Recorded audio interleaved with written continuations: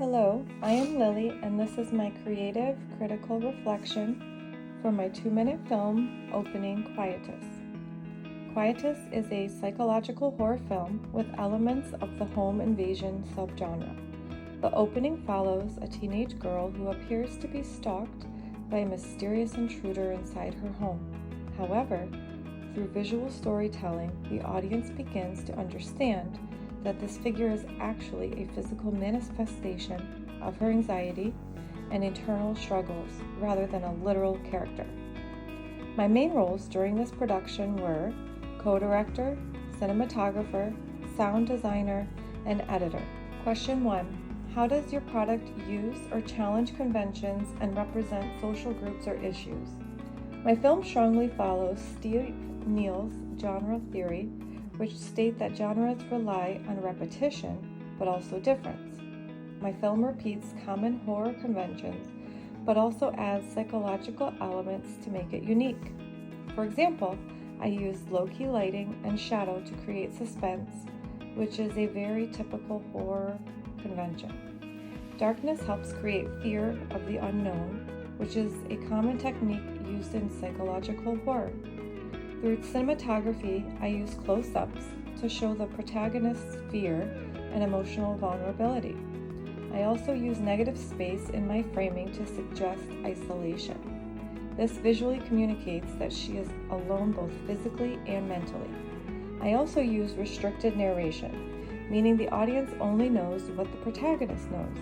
This builds tension because viewers cannot see the full situation. However, my film also challenges conventions because the antagonist is not real. Instead of a traditional villain, the threat represents mental health struggles. This makes the horror more psychological rather than physical. The title Quietus reinforces this. Quietus means death or release from life, which symbolically connects the character feeling overwhelmed by anxiety. In terms of representation, I chose to focus on a young female protagonist. In many horror films, female characters are represented as passive victims. However, I wanted to show a more realistic representation by focusing on her psychological experience rather than just physical danger. This connects to modern social contexts because mental health awareness has become much more openly discussed, especially among Gen Z. My film reflects how anxiety can feel overwhelming and almost physically present. My research also influenced this representation, especially psychological horror films where the real danger comes from the mind rather than the monsters. Overall, my film both follows genre conventions while also challenging them through symbolic storytelling and modern social themes. Question 2. How does your product engage audiences and how would it be distributed?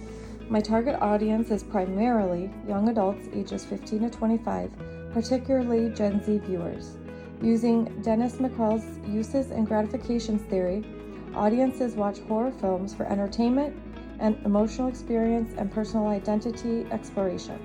My film allows audiences to experience fear safely while also relating to themes of stress and anxiety.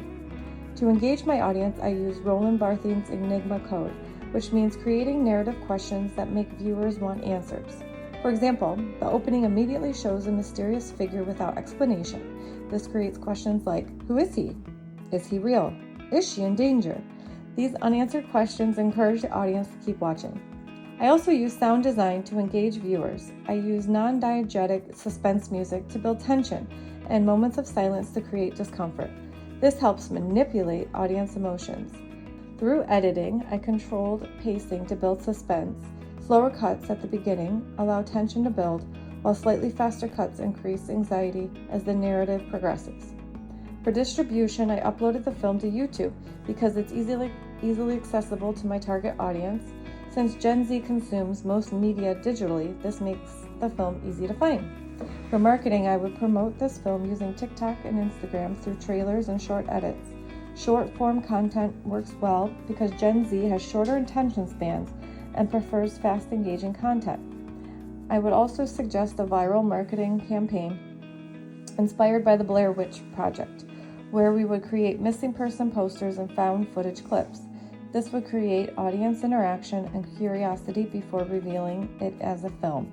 This connects to modern digital marketing strategies, while audience participation increases engagement. International distribution could include subtitles and dubbing, since psychological horror translates well across cultures because fear is universal.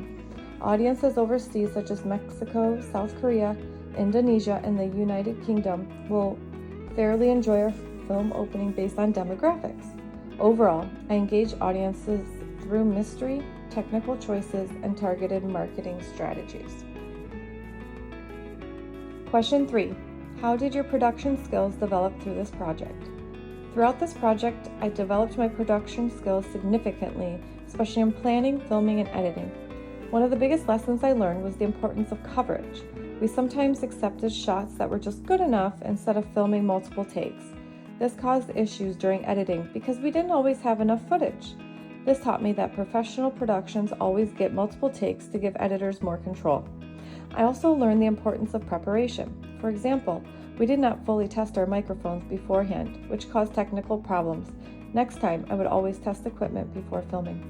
One of my strengths was my storyboard planning. However, I could improve by following it more closely during filming. This showed me how important pre-production organization is. I also improved a lot in editing.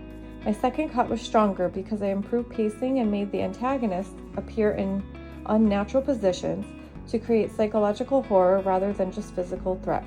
Through my different roles, I developed different skills. As a sound designer, I learned how sound creates mood and meaning.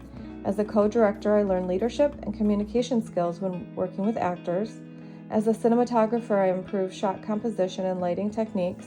As an editor, I improved pacing, continuity, editing, and transitions. Overall, this project helped me understand how each role contributes to the final product. Question 4. How did you integrate technologies? Technology played a major role in every stage of my production.